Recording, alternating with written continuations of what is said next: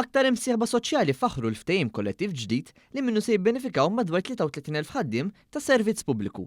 Marco Bonnici, il-President tal-Union Maltija tal-Allima, l-MUT, elenka li dan il-ftehim se jkompli jibni fuq dak li diġa hemm. L-ftehim kollettiv il-ġdid u ftehim li kompla jibni fuq il-ftehim selettorali li għamilna aħna, jaffettwa ħafna gardi tal-edukaturi u għal-daqsant huwa importanti ħafna għalina. U ftehim li jħares li l-pakket finanzjarju imma jħares ukoll il-kondizzjonijiet.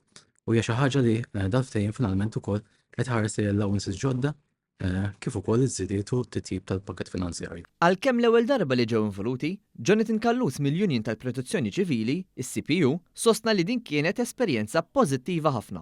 Bħala Civil Protection Union l-ewwel darba li ġejna involuti fil-ftehim kollettiv kienet esperjenza pożittiva ħafna.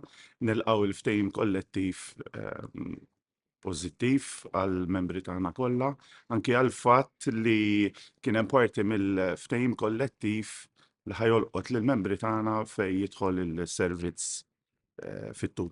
Ashley Vella, uffiċjal mill-Malta Police Union, enfasizzat li dan il-ftehim kollettiv se jħalli impatt kbir fuq kull pulizija.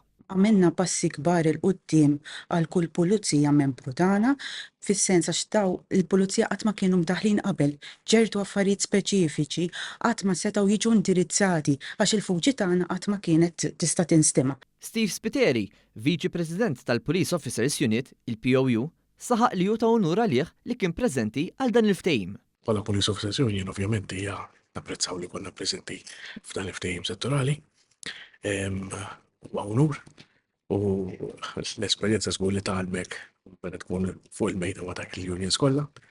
U aħna li narrappreżentaw il-pulizija, nħossi li għandu jkun tajjeb ukoll għall-bonna tal-pulizija.